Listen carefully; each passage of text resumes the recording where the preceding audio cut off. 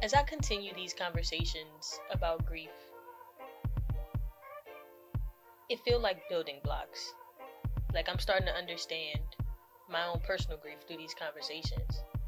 And this last conversation, I realized how some of those confusing moments in grief,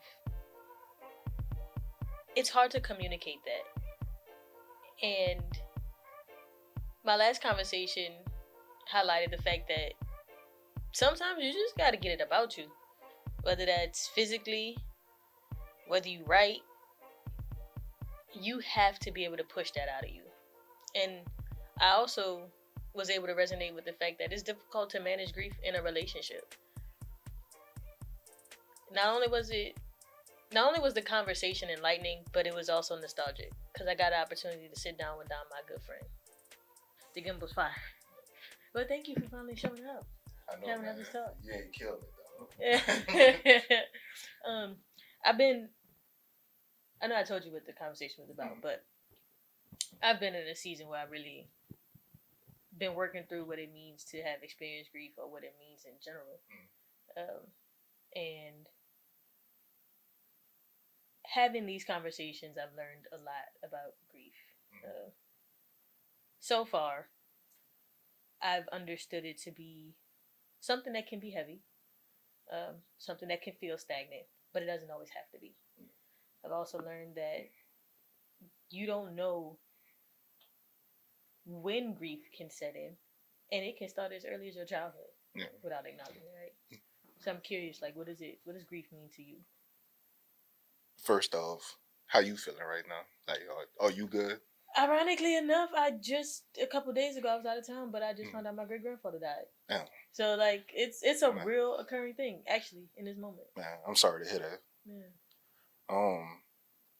Ask the question again. That kind of like. Yeah. Yeah. What does grief mean to you? I think grief is being stuck with your, not stuck, but like kind of like understanding but not understanding what's going on, but also like being in that moment pretty much, you know what I'm saying? Like, and you never, like you say, you never know when it truly will happen. Yeah. And we never have control of it neither. Like, yeah. We can't just say, oh, I'm not gonna fucking grieve, you know what I'm saying? I could curse on him. Yeah. Like, we can't just say like, yeah, fuck grieving, I'm not gonna ever do that. Like, we don't have control of that, but that's pretty much what I think grieving is. Like, I've experienced it many occasions, so that's my take on what grieving would be. Yeah. That's interesting. I agree with you. A lot of times we get that feeling and it's so uncomfortable. We're kind of like, nah, like I'm not about to sit in that. Yeah, and I think that make it worse too. Like, you don't want to go through it, and now you bottling these feelings and you taking it out, or you what I want to say, putting it on other people pretty much. Yeah. And that's not healthy. You know what I'm saying? Like, I wouldn't say like, I will say grieving is probably like a healthy thing, but it's also like you got to know when it's occurring pretty much. Yeah. It's interesting to know sometimes people don't really know when it's occurring. Right. That's the thing that I've learned throughout these conversations where it's like sometimes people don't really know. Yeah. And it's like, yeah, you can be sad about it, but you don't realize like, oh, you're actually like mourning the loss. Yeah. And it sounds funny to say because it sounds so proper, but like, nah, like, damn, I just miss him. Yeah. Man. And it be the most quietest moments, though. Like, I be catching myself, though. Like, hey, man, I ain't gonna say don't judge me, but don't judge me, though. You hear me? But it be sometimes I be in the bed and like, you ever had like a dream and you see the person that you miss so much? Yeah.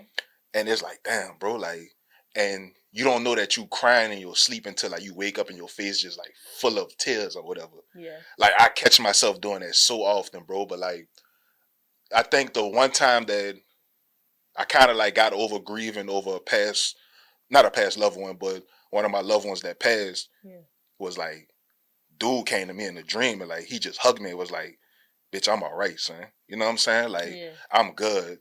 You know what I'm saying? Like, continue doing what you're doing, but I just won't leave you with this. Yeah. So, yeah, man. Yeah, no, that's a lot. Yeah. That's actually a really powerful thing. Like, Yeah. that can definitely be healing. And I don't really talk about that as much. Like, that happened many times. Like, I always see like my loved ones in my dreams, you know what I'm saying? Yeah. Even like my kids that, you know, wasn't able to like make it fully here with us today. Yeah. My son, he was a stillborn. Me and my wife first born, and like I seen him like older, Yeah. like on some like basketball player height shoe deal type shit. Like, Yeah. y'all got going on in heaven, you know what I'm saying? Like, like got going on up there. is this like what you was supposed to be, but you still fulfilled it?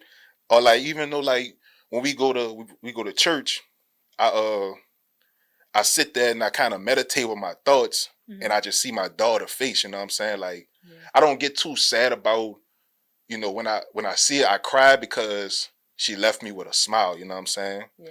And like, I feel like that's the one way like I'm at peace with not being able to have my kids here, you know what I'm saying? Like, I seen that, and I seen the littlest smile make the biggest impact on my life, you know what I'm saying? So yeah, how's that grieving process been for the both of you, having to balance that in a marriage?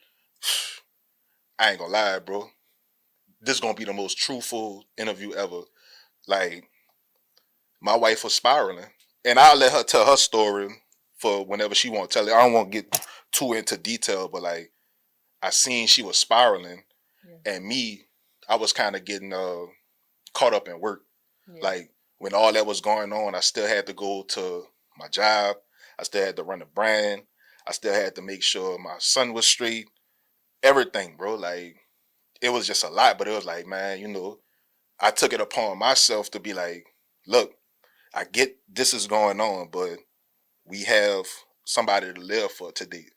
So we can't put this on him and have him thinking like he's not important, or what's going on make him feel like any less of what's going on or anything like that. Like, we have to find a way to shake back and get up out of this. So it took us a minute, but yeah, we in a good space for sure now. Yeah. What are some of the things that you did personally to help yourself get out of that space? I went to the gym. Like, I don't know many other ways to like get out of, I guess, anger or anything like that, except go to the gym and throw weights.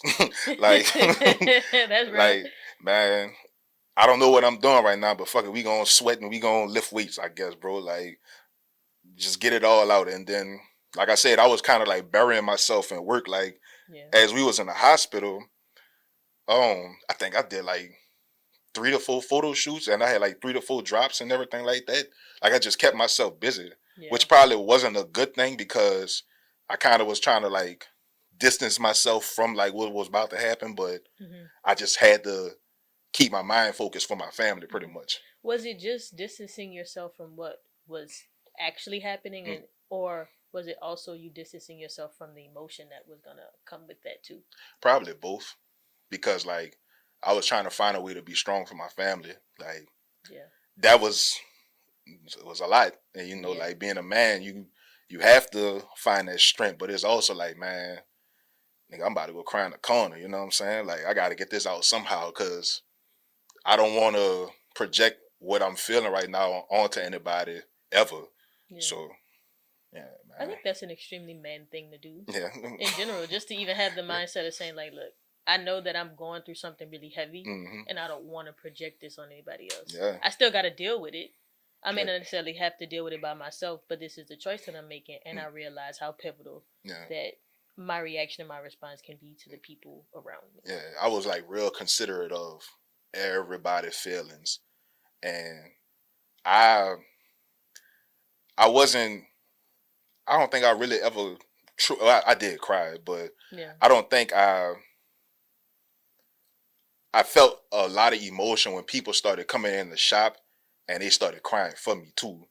And it's like, damn, bro, like, you know, like, as a man, bro, like, you be feeling like, damn, bro, like, we don't get that love when stuff like that happen. Or even when the baby do make it, like, it's all about the woman, you know what I'm saying? And no problem with that, but it's like, to have people come to the shop and be like, man, you know, we here for you, we here for your wife, anything y'all need. And they just like bust out into tears. I'm like, damn, bro, like, Yeah. nigga might really do be loved in this world. You know what I'm saying? Like, Yeah. cause It's a great reflection of your impact. yeah, Yeah. I guess I did good. When listening to you, Mm. when you spoke about grief,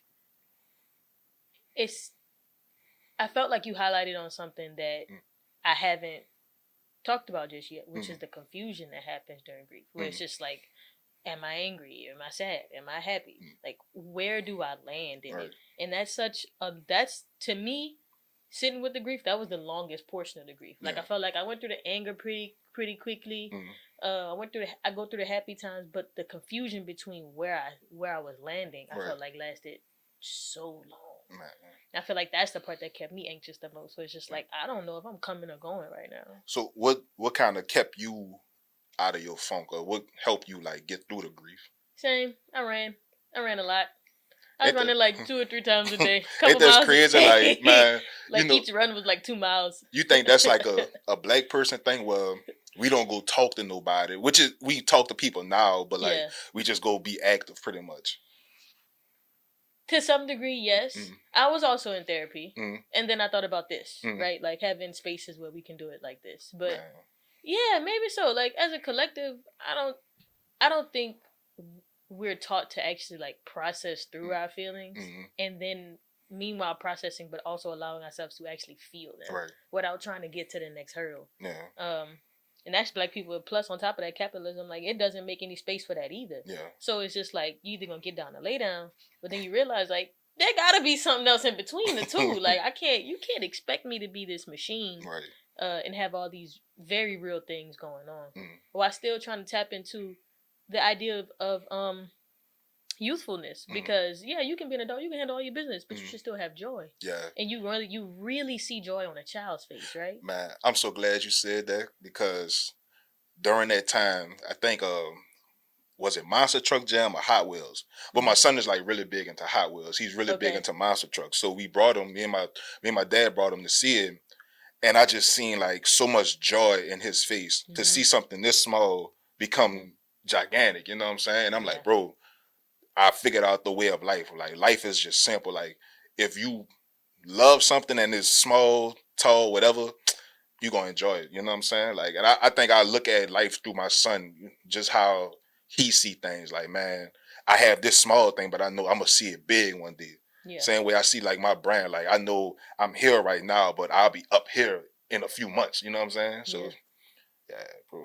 Yeah, it's definitely one of the other things I think that helped motivate me through grief too. It's just like, how was I so cheerful as a child, even experiencing grief and experiencing traumas and all the things that still happen? Somehow I was still able to be happy and find happiness in things. So I was like, that has to be some kind of anchoring moment in the process of me pushing through this grief. Because I was like, nah, I'm not selling myself short.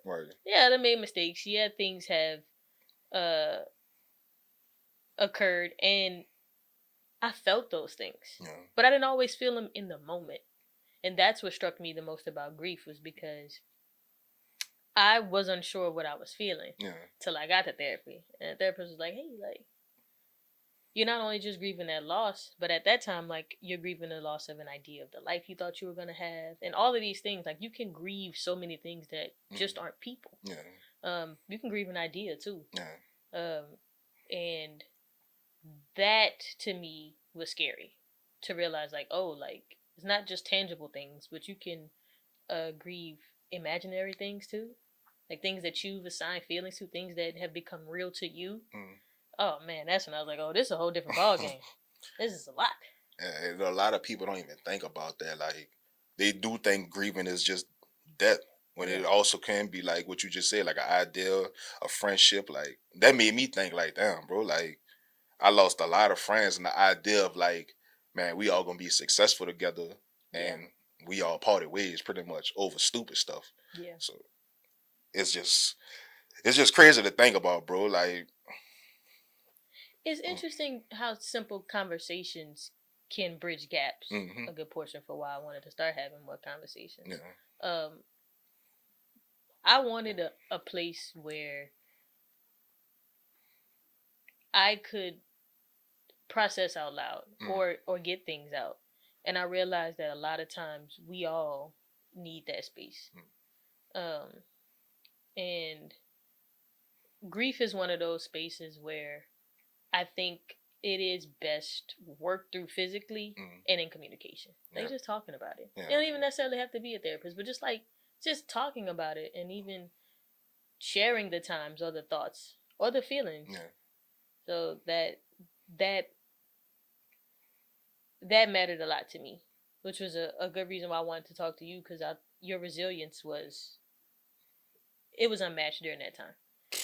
Like even being able to be vulnerable and let people know what happened. Yeah. And there's people still to this day asking like, how's the baby, or how's everything, like mentally. And I be having to tell them like, I don't be meaning to change the trajectory of the conversation of the day, but I be trying to keep it honest with people too. Like, and I see how people kind of react, and it's like, I don't want you to feel sad or upset. Just know like, I'm good. You know what I'm saying? My wife is good.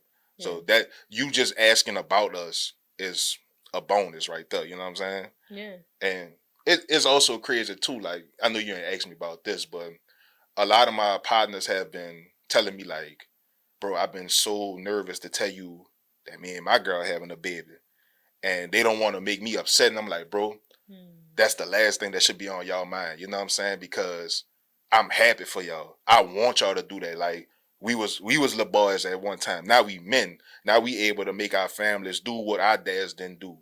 And all I can ask is y'all niggas do that shit right. You know what I'm saying? Like, don't be out here leaving a child by themselves, or leaving the mother of your child by themselves, or any of that, bro. Like, nobody wants to ever feel alone in this world. You know what I'm saying? So that's one thing I always tell them. Like, don't be nervous to tell me you having a child. Like, nigga, you know what you did. Like, you went lay it down with a woman and had sex. But also be a man about what you're doing. So yeah, bro. Do you think that's just care though? Just because it was such a it's care. They, like I said, they don't want to make me upset, but it's also like, I know myself, I'm not that kind of person. And although I get a little jealous, I do want them to know, like, man, I'm still happy for y'all. To see like y'all start y'all families, you know what I'm saying? Yeah. And you know, I appreciate them for just considering my feelings, but I consider their feelings too, in the sense like, bro, like, this is what y'all supposed to be doing. Y'all supposed to be creating more lives in this world and having more spoiled black babies and treating your women right and all that. You know what I'm saying? So that's the only thing I ask of them. You know what I'm saying? That was extremely honest and vulnerable. Like, I ain't gonna hold you. Like, that was real. I'm an open book, though. Like, I watched a lot of YouTube. Like, what were they saying on YouTube? It's random, but like, I feel like I didn't really have that father figure to tell me like, this is how you do this. Yeah. But I'm about to be so honest. Like, I used to watch like the YouTube couples. Like, all right, like, how do you treat a woman? How you do this? Yeah. And I just started like putting my own little twist on it. Like, man, only way I know how to do this is be myself. You know what I'm saying? Yeah. So that's one thing that I be wanting to like have my partners do too. Like, just don't be out here just doing anything, son. Because like, that shit look bad in the end of the day. I don't know if that was off topic or I'm just rambling, but either way, it's fine. Yeah. But when you brought up your friends not wanting to bring that up to you, and I asked you, do you think that was care? How do you want to be supported in this season? Because it wasn't that long ago. And how do you want people to support you through that process, you and your family? I don't even know, to be honest. Like, if I tell you anything, it'd probably be a lie. Yeah. But I do know a lot of my friends just pray for me. That's the only thing I could ask you to do, is like, just pray that we keep our sanity. You know what I'm saying? Because that's some hard shit to go through. Losing a child, losing a family member, losing anybody. So I truly don't know how I would want anybody, because I'm a real introvert. Like, I like being at home. I don't like being out or going too many places, doing too much. So, but that's all I can really ask anybody to do, is just pray for us and just keep us in your prayers, pretty much. Yeah. I think that it's very admirable for you to be able to say I don't know. Yeah. Because a lot of times people will Lie. and or convince themselves they need something that they don't Yeah. yet because they just haven't sat with it long enough. Mm. And I think that's another part of the grief process is realizing like what you actually need. Yeah. And being able to communicate that need is two different things from just even acknowledging it altogether. Yeah. Just being able to sit with that and to say, well, I don't know what I need. Mm. That's an extremely beautiful place in my mind because that's where creation starts. That's where you get to learn yourself and know what's new about you and how you even can be there for yourself first. Because before somebody else can really be there for you, you gotta know what you want and need. I think that that's really dope. I'm not gonna lie to you. I think that it's a beautiful place. Yeah. I do. Thank it's you. where creation happens. Thank you. Yeah, and I do want to say like the love and support that you're getting is truly a reflection because after you mentioned it, um, we all got to see you continue to forward and watch you dive into the brand more and getting the exposure and then come into a new purpose. I think Boulevard has always been one of my favorites. It stuck with me from when we were kids. Yeah, I was just thinking about that. Like, I think I met you when you was in high school. Yeah, I might have been like a sophomore. Yeah, something like that. And I don't even think you started overthinking shit. I think you was just trying to jump into it, and then we was at a party or something like that. I think we was doing South by Southwest at A3C, and I extended the invitation to you to come out there, and I seen like the biggest smile on your face, and I'm just thinking about that as I was coming up here. I was like, damn, bro, like we've been locked in for a long time. You know what I'm saying? Been some time. Yeah, bro, but like, yeah, man. Yeah. Good times. No, facts. But yeah, man, I think life has just been so crazy. And that's not about to stop.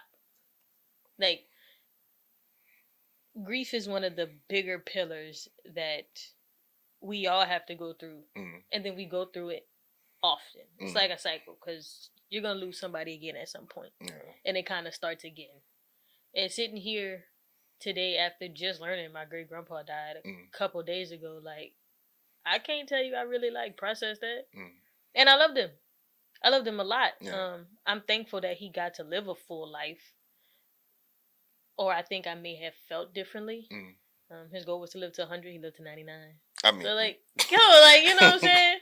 He had a very good working memory for a really long time. So it's just like I can't tell you that I'm processing it right now. I'm not yet. One thing I can say, your grandpa's seen it all. Like, like anytime somebody tell me like they grandparent or anybody lived to 100, like dude literally seen it all. Like from the astronauts to Martin Luther King, all that Obama. Like even in these times, like he still was here to see this shit show that's going on. So the evolution of cars in his lifetime, interstates, like telecommunication in general, like just thinking about all the things that this man saw and like watch progress, I was like, you really, damn, bro. Like I get it, us millennials, we done been through a lot. We've probably been through the most traumatic era. Man. And the most rapid growth of the internet. But like to see it from 1927, man, that's crazy as hell. Man. I can't imagine how happy and full he must have felt. Just being able to see all of his kids, his grandkids, his great grandkids. And that's what I was about to tell you. Like, you know, like you gonna feel some type of sadness, but that's a beautiful life to celebrate. You see what I'm saying? Yeah. Like he literally, I can't get over that. Like he literally seen it all. So it's like you have something to talk about with your kids, grandkids. Like, man, I might not have seen it, but your papa seen it. You know what I'm saying? Yeah. So, and this is pictures, like all the pictures that y'all probably have of him. You know. Yeah. I think about that often. We bonded a lot over boxing. He used to be a trainer, and so when I was hard up, he would come and watch me. And he just loved it. When you was boxing? Oh shit. 2018. Oh, 19. This was like before COVID, pretty. Yeah. But I ended up having to stop. I thought so. in my mind, my trainer was like, "Oh yeah, we're gonna get you I don't know if it's Friday night fights or whatever for like a little on the Read the Castle Hill. He was like, "Oh yeah, in November we gonna really try." I had been boxing at that point. It would have probably been like 10 months. I was hard up like 3-4 days a week. Like that shit was crazy. Man. I don't know. I thought I was gonna be a boxer. Passed out too many times. I was like, never again. I'm not getting punched in the face for fun. For fun, no, I'm not getting punched in the face. If I'm about to fight, it's about to be for something for real. I'm not gonna do that shit for fun. Yeah, but it's a workout. I give you that. Yeah, man. I really enjoyed it. I get back to it. That's one of the things that do help me relieve anger for sure. Like making sure that like I can control that because there are parts of grief that make me angry. Yeah. And I feel like that's personally one of my underdeveloped emotions, anger. So it's just like managing that has been a struggle, especially in grief, because I don't allow myself to be angry. I might be mad, I might get upset, but I don't allow myself to be angry. Very rarely will you hear me say I'm angry. Like when you say you. No. That was abrupt as shit. Shit, my boy like, let me run down on time. Nigga, what's up with the time? Oh nah, man. So you say you don't let yourself be angry. Like, how do you know you angry, and do you like quickly come out of it, or? I know I'm angry, because I feel a deep sadness. I know that it feels uncontrollable, and it feels foreign. So it's kind of like, oh shit, I'm about to do the thing, and I was like, don't do the thing. Nah. So they kind of run in tandem for me. Like I said, it's more like a conditioning thing where I have to learn to just allow myself to be angry. But because I view anger as a negative emotion, I don't allow myself to feel it. So every time I'm angry, it's also paired with a deep sadness, like a deep reverence for like, oh, I'm about to fuck some shit up. Man, I think I caught myself recently saying like, I don't want to be mad for too long, especially like in my household, because like, man, I admit, bro, like I can get selfish and stubborn at time. I'm a Cancer. Like, I don't know if that mean anything, but yeah, it means a lot. It means a lot. It means a lot. Man, but like I caught myself like just saying like, if I'm mad at my wife, I wouldn't talk to her for like 3-4 days. You know what I'm saying? We stay in the same house, lay in the same bed, and I'm like, I see what this doing. Like I see the look on her face, and then like I don't want my son to see how I'm treating his mommy neither. Like I want him to see like he treat my mommy good. You know what I'm saying? Yeah. So I kind of like just took a step back. Was like, hey, bro, like chill out. You know what I'm saying? It's not really that serious.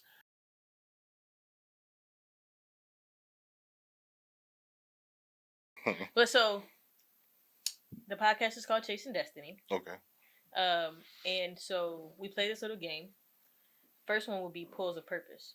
So this question is meant to make you think about your purpose. Okay? Have you ever met someone or experienced something that felt like it was meant to happen at exactly that moment in your life? Yeah. Who? What? When? Where? My bad. It was actually my friend Kayla that sadly she passed away on July 4th or 5th. And I just remember her like sending me emails one day about Keon Coleman. She like, I want to get Keon Coleman some stuff. I'm his creative director, and I ignored the hell out that message because I'm thinking she a scammer. And she emailed me again. She was like, hey, I'm serious about this. Like, I really want to work with you. So I gave her the email back, and we became like best friends after that. Like, she started like linking me into like so much stuff, but she also gave me so much game. And like, I feel like during that time of what you were seeing, like showing like my real resilience was kind of like based around like everything that she taught me. Like, whatever you doing, Dom, like you got to go all in. You know what I'm saying? Like, this your brand, like ain't nobody gonna see it the way you see it, but you gotta give it to them how they need to know it. You know what I'm saying? Yeah. So yeah, bro, like I would say Kayla was that person that really and truly came into my life and made a big impact. Like everything I do, I consider what she would have did, even though she's not here today. Yeah. Wow, that's what's up. Yeah, man. So that leads me to thinking, do you believe in destiny or fate? What's the definitions of destiny? So, fate is kind of like predetermined. Mm-hmm. You have no influence on it whatsoever. It's kind of just gonna happen how it's gonna happen. Mm-hmm. But destiny is more like a co-creation. Mm-hmm. But like you make it what you want it to be. I would say fate. Okay. Because like you're taking chances on people when you have a business, or even in relationships, you taking chances, and you base that around like your faith and just hoping for the best. You know what I'm saying? Yeah. And by all God's graces, that I've been able to meet some great people in my life, and they still here to this day. So I would definitely say faith. So fate, that was already predetermined for you to meet these people. You ain't had nothing to do with it. You was just there. You was just on the path, and it just happened. Cause you follow me on Instagram, bro. Mm-hmm. Like I'm an open book. I say what I want. I say what I need, and I just manifest a lot of stuff out there. And people just, hey, I do this. Like, let's go ahead and make this happen. Yeah. And we wind up being friends. Like, I don't know what it is about me that people want to be friends, but like we just become the closest people, and we become good working partners and everything like that. Yeah. So let me ask you: would you rather comfort or growth? Growth. Why? I'm okay with being uncomfortable at this point. Like, all right, that's real. Yeah, I like that. That type of shit. I like that. Yeah, like I developed this mindset. Like, I hate being at the house.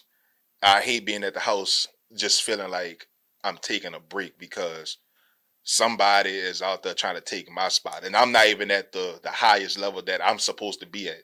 So I'd rather be on the move, doing something, going to the gym, going to the shop, making a play, whatever it is I gotta do. Like, I'd rather it be growth, and I'd rather people see it as well.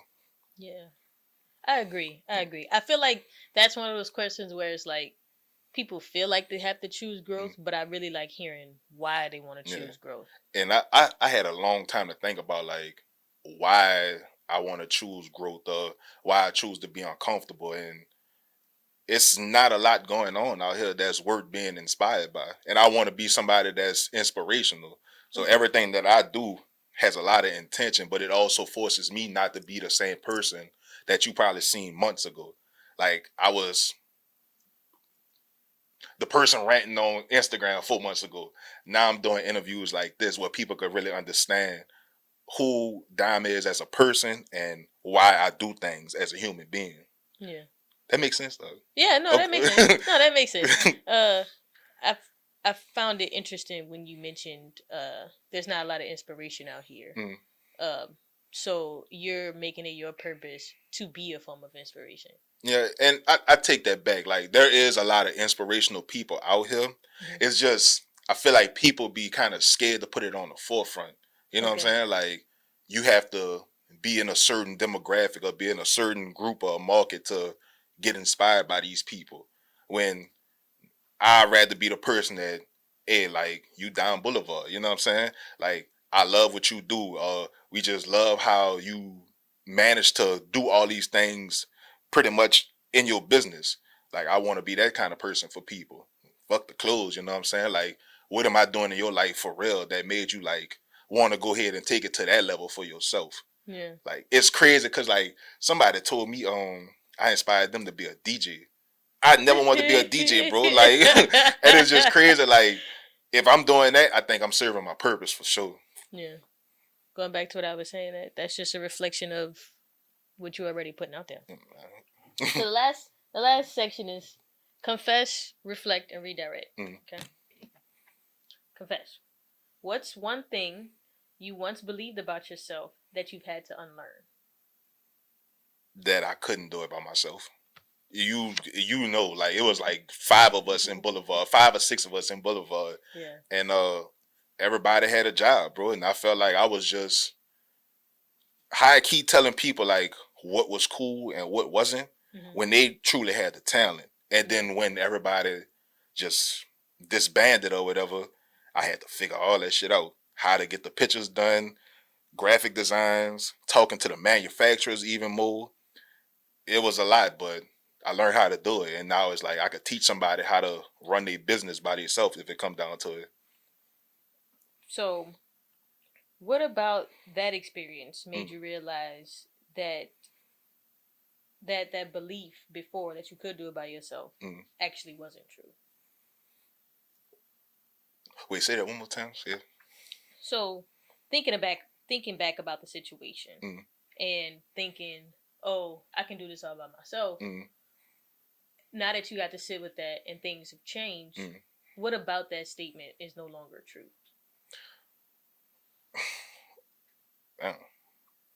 That I probably could have did it by myself. I hate to say it like that, but like I probably could have in most aspects, but I probably in a lot of aspects couldn't, because the dudes that I worked with was like very talented. Nick, Ken, Rocket, I forgot. It was just us really, but them dudes really talented. And like they inspired me to pick up a camera or learn how to get graphics done. Or even I ain't gonna say learn how to sing, but like I told my wife that yesterday, I was like, I wish I knew how to sing. But it's just like they work ethic like really took the load off of me at that point. But once like, we decided not to be Boulevard of brothers or whatever you want to call it, like it was just all right, bro, like we gonna keep this going. Like I gotta figure this shit out for myself. Yeah. So how do you remind yourself now of who you're becoming? Now that you know that you can be a one-man band, but being a good leader knows when to ask for help. Yeah. So how do you bridge that gap to who you're becoming now? I try not to add an ego into anything that I do. I think that I'm the most genuine person that I can ever be in this point in my life. Like I know how to ask for help. That was like a big thing for me back in the day. Like, nigga, you don't know how to do this? And I would go into a shell and it's like, I do know how to do it. Not at my best ability, but now it's like, I'm not afraid to say, I need your help on this. You know what I'm saying? Yeah. And it's just like that at this point in my life, bro. Like, I don't really care how people feel about me asking for help, how they feel about me not knowing how to do anything. Like, the job got to get done regardless. Boulevard has to be like top tier for people to see. So it can't just be me. I'm not Papa John's, you know what I'm saying? Like, this nigga deliver the pizza, make the pizza, be in the commercials. Like, I can't do all that shit, you know what I'm saying? Like, somebody else has to do the job that way. Like, it's more strategic and smooth. Like, this right here can't happen without the behind the scenes, you know what I'm saying? Yeah. Like, it takes a team, bro. And it takes for somebody to like really truly drop down their ego and just say like, man, I need you. You know what I'm saying? Like, this can't happen without you. This can't happen without y'all. You know what I'm saying? Like, no, facts. They don't even understand how much I appreciate them. Yeah, man. Like, I probably don't tell them though. Yeah, cause like just imagine like you running back and forth. Fuck them niggas. nah. But yeah, man. Like a team is important, bro. Yeah. Like that shit is very important. Like it's important. Y'all are important. I love you guys. But how does this learning experience about knowing that you can't be a one-man band, how do you tie that into your grief and like processing through that? You can't do it by yourself. People think they can do life alone, but like people out here really love you. I think we don't tell each other that stuff. And my partner, he's not a reverend. He's like one step under, but he said that in his sermon. He was like, man, pick up the phone, like open your window and call somebody. Tell them that you love them, and just let them say it back. And that just let me know, like, man, we really don't have to do life by ourselves. If anybody is trying to be in your life, allow them to be in your life. Because you never know when you're going to need that person or when that person is going to leave. You know what I'm saying? So, yeah, bro, like, well, there's some touchy topics right here, dog. Well, I wanna make you feel, think, and if I can make you think and feel, well, then I've done it. That's how my last 2 interviews have been. Like, I've been not nervous, but really thinking about what I need to say to really and truly like get the point across. You know what I'm saying? Yeah. And it's like I said, bro, like I'm not here to promote the business. I'm here to promote like you need people in your life.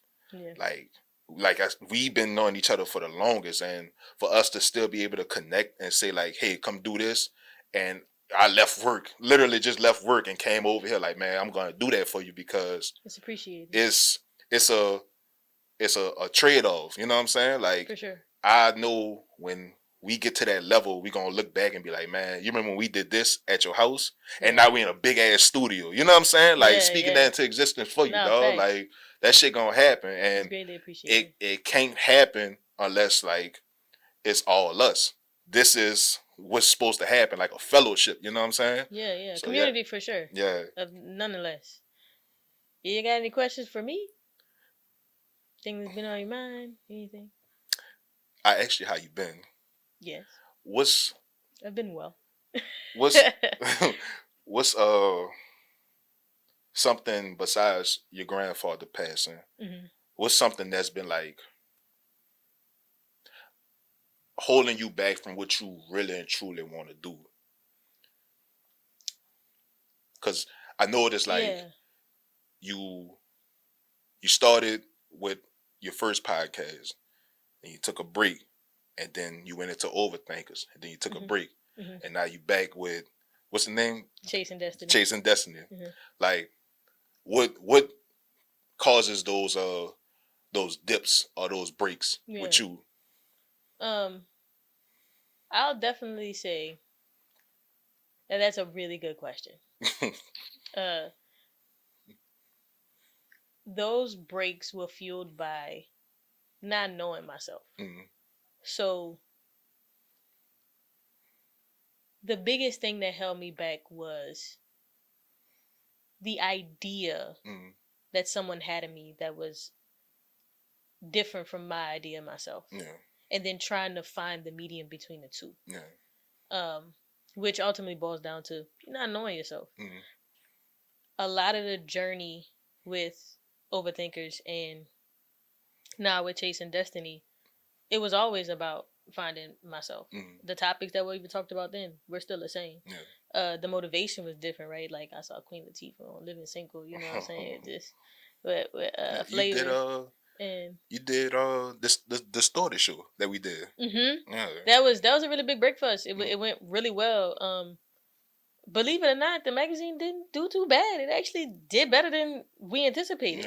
Yeah. But we were really young, and we really how to run a business of that size, because it was actually pretty big. Like having a magazine and a blog, that was a lot. Yeah. Then we dropped the blog, and then we just did the magazine. That was cool, but it's easy to mismanage things in general. Mm-hmm. And being relatively successful early on was a lot. Mm-hmm. It just was a lot. Yeah.